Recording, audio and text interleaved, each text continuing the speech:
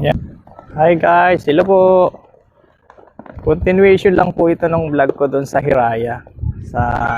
Sabi ko nga po, ibablog ko yung pinaka row house nila. Yan. So kung napanood nyo po yung townhouse na last vlog ko, yan pa. Apply na po kayo habang meron pa. Ngayon, ang next naman po yung row house nila. Pakita ko po sa inyo inside. So mabilis lang po ito kasi maliit lang naman yung community. Ayan. Ito po yung row house nila. So ito yung palabas. So punta po ng Governor's Drive Highway. May mga tricycle naman po rito palabas. So makikita nyo po, hollow blocks yung ating unit, yung paggawa ng bahay. Yun nga sabi ko, kapag na-develop na yung site, may kalsada na, so nag-i-start na sila ng construction. So mula dun sa Governor's Drive po, papasok ng konti, nasa 2 kilometers yata po yan, estimated. Nasa left side po yung yung pinaka row house nila, yan.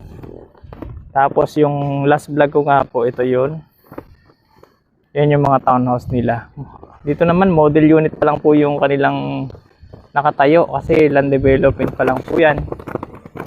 Kaya 24 months yung equity.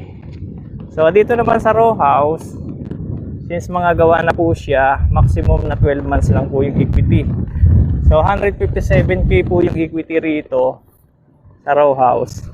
Payable ng 12 months. Ang kagandahan rito, maliit lang po yung kanilang required income. So kayang-kaya ito ng mga Manila rate.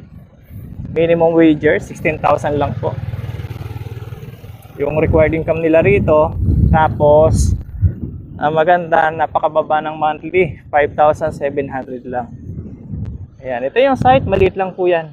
So mula doon hanggang dito. Ayan, so doon sa bandang kabila, mga gawa na po yun. Ayan.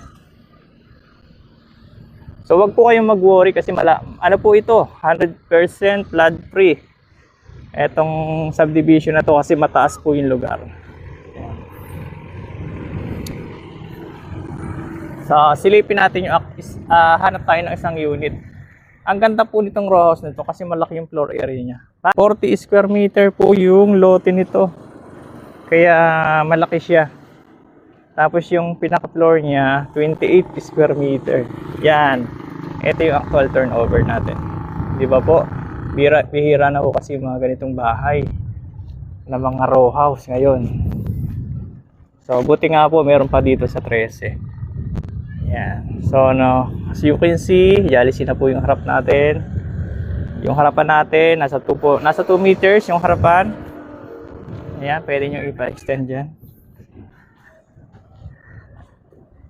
Pwede na siguro ito? Ha? Medyo marami po kasi ginagawa. Pero yung turnover niyan, ganito po siya. Di ba po, malaki yung harap. Malaki talaga yung niya, yung loob. Ayan. Ayan yung actual na turnover. Incomplete pa ba ito?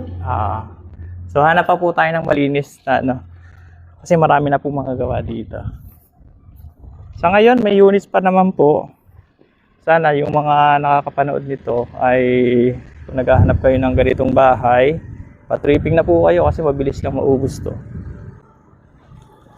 Hanap tayo dito sa bandang gilid. Ayan, makikita nyo po maraming biyahe dito. May mga tricycle naman po rito palabas. Papunta ng bayan ng 13. Doon kasi sa 13, marami na establishment. Nandun ang SM.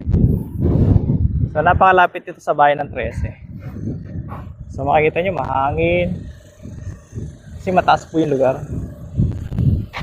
Yan, dito tayo. So hanap tayo ng tapos na. Eto yata tapos na, no? Ay, ginagawa pa rin. Eto, pwede na to. Ay. Hindi pa. Halos lahat to kasi nililinis pa yung So hanap lang tayo ng malinis. Eto siguro. Eto. Halos lahat ganun eh. Ano lang naman. Ayan, eto ho, pwede na ho siguro to. Basta ang turnover po nito, bare type siya, meron na siyang pintura. Ayan. So medyo marumi lang yung flooring kasi ginagawa po. Ayan, ito yung harapan. Naka-jalis yung dalawang harap. Sa harapan nga po, pasok tayo. Ayan, ito. Ganyan po yung turnover. Ayan, naka-skim coat. So pinturahan nyo na lang po kapag na-turnover sa inyo. Ito, location ng lababo. Mahaba yung pinaka-lababo niya. Oh. Tapos, ginagawa pa po yung CR, pero naka-half tiles na po yan. Yan. Service area. Ito po. Yeah. Ayan, malaking service area. 2 meters po. Yung pinaka-labahan nyo rito. Pwede kayo maglaba dito sa likod. Tapos, ipa-enclose nyo na lang po kapag na-turnover. Yan. Dito po. Silipin natin. Yan. Ganito po yung likuran nyo. So, malawak pa rin siya. Pwede nyong ilagay dito yung pinakalababo para mas maluwag po yung sala. Okay po. Sa ngayon ho kasi ang sabi sa office, 7 units na lang. So, sana yung makakapanood po nito, mag-decide na po kayo pa tripping, tapos pa-reserve na po kayo. Reservation nito ay 10,000 po, reservation. Okay po. Sa ngayon, wala pa pong nakatira kasi mga ongoing DP. Tsaka up for approval pa ng Pag-ibig. Ayan. So,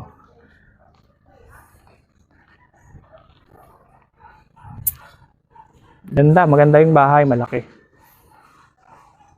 40 square meter po yung lote niyan eh. Kasi malaki siya. Mahaba. Pasukat lang po nung townhouse nila. Mahaba rin. Ayun po, salamat sa panonood ng aking vlog and hopefully yung mga nanonood, lalo na po yung mga kababayan nating OFW na gusto magkaroon po ng bahay. Ayan, kung hindi man po dito sa Hiraya yung prepared nyo, marami po tayong mga projects na may offer sa inyo. Dito po sa Cavite, kahit sa Laguna, Batangas, so lahat naman po hawak namin. Ako nga po pala si Lito Ramasanta po ng Rising Share Realty. So, nag-assist po kami mula tripping hanggang documentation until ma-take out po yung unit ninyo at makuha natin yung susi hanggang mabuksan nyo. So, nag-assist po kami. So, yun lang po yung vlog ko dito po sa Hiraya Homes. Sa mga mag-i-inquire po, comment na lang po sa vlog na ito. Para mas mabilis po ay pwede kayong mag-direct sa aking Messenger account. Thank you po and God bless.